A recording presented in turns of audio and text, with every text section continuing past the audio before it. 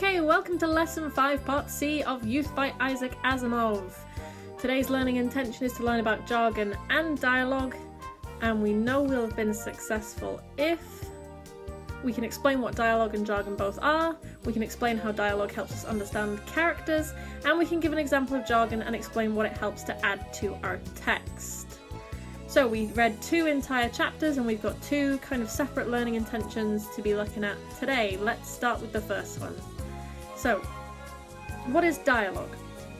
We've already talked in the previous lessons about perspective, about different perspectives that different characters have, and that's put across through the narrative, through the narration giving us hints and clues about what the person's feeling.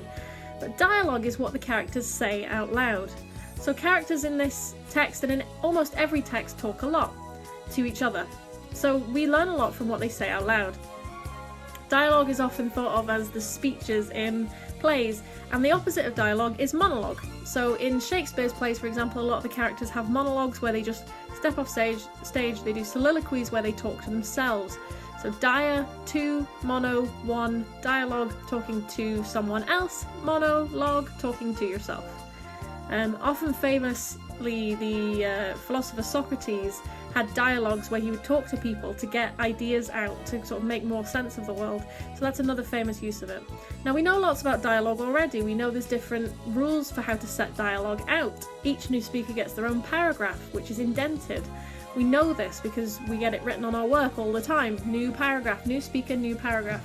So all of that is dialogue when more than one character is talking.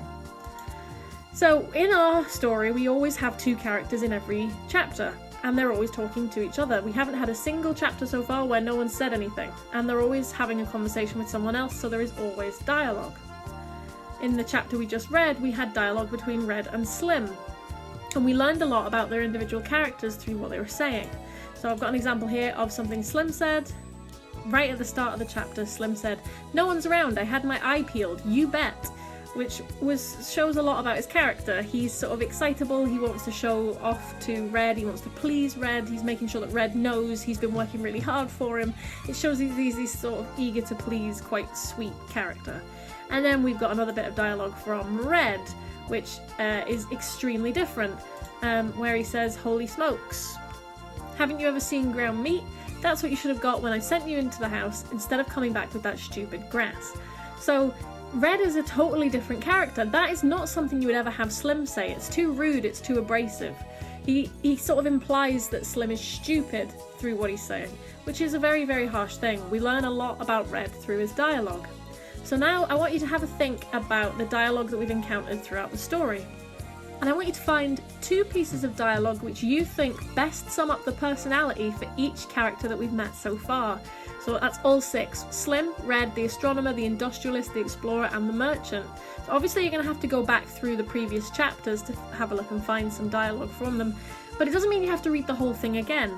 Remember, dialogue will be encased in speech marks because this is a prose text. So you'll be able to find the dialogue relatively quickly. Just look out for the speech marks, work out who said what and when. So find 1 for each. I would recommend you do this in some sort of chart. You can put them in a table, so you've got 2 for each character.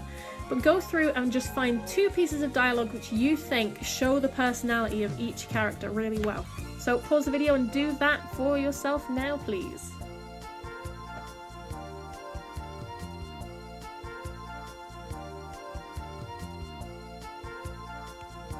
Okay, so that's dialogue covered. So we're about halfway through the lesson now. We can explain what dialogue is, and we can explain how dialogue helps us to understand characters. Now we just need to have a look at the other half of our success criteria and our learning intention, jargon. And we need to be able to explain what jargon is, and give an example of it from this text, and explain what it helps add to it. So let's look at this question. What is jargon? So jargon is special words or expressions that are used by a particular profession or group that are difficult for other people to understand.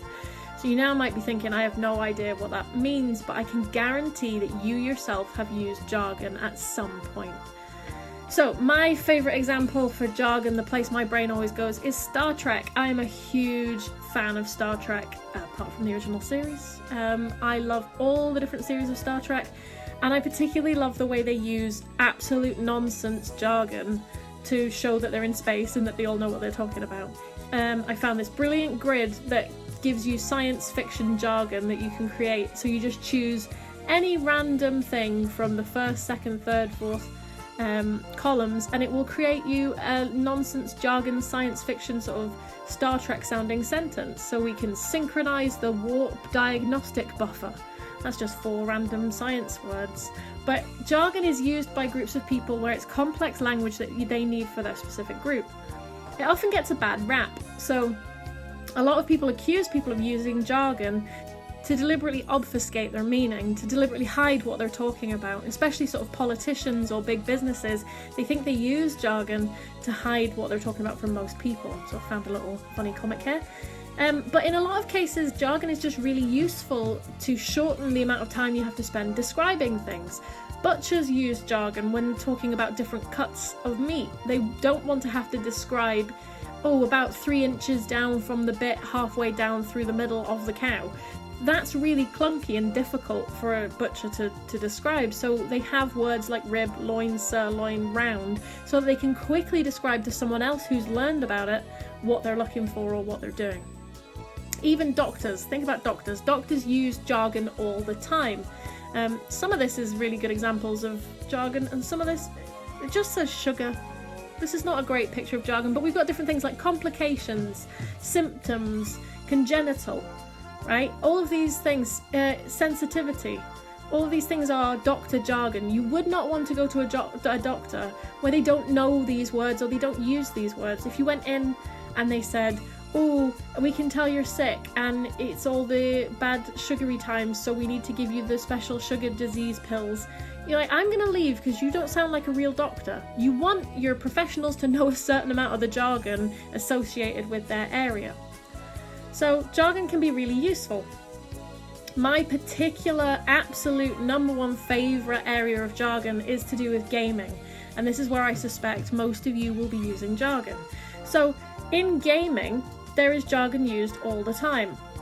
I reckon that a lot of people listening to this will understand the sentence, my MMO FPS got new DLC which made my guy OP, so many noobs had to camp just to grind XP.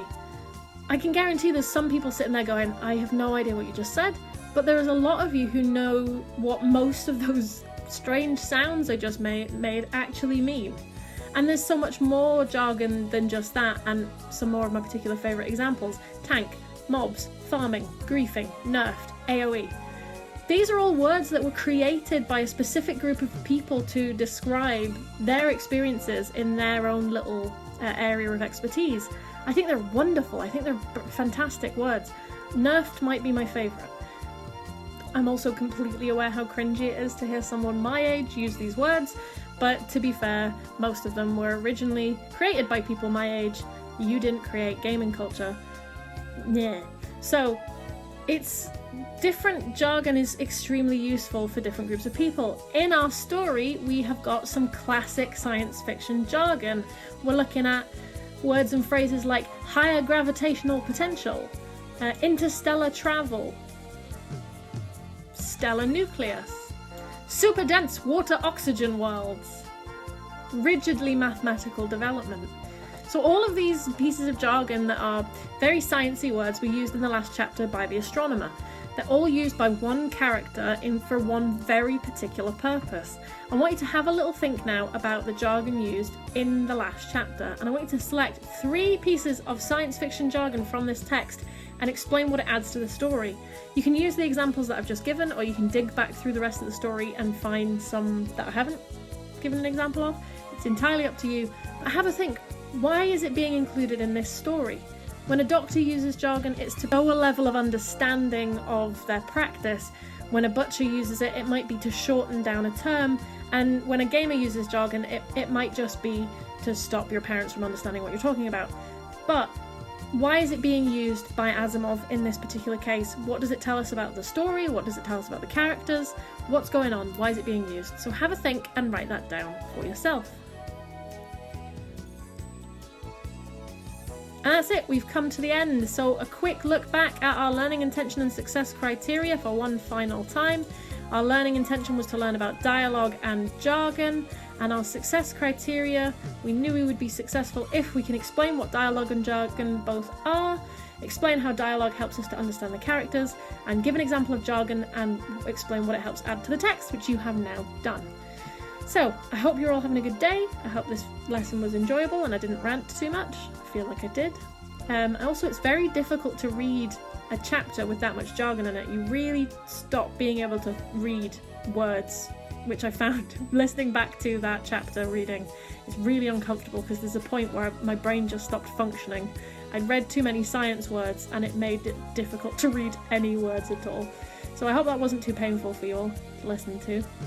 I hope you have a really nice day and I will see you in the next video. Bye!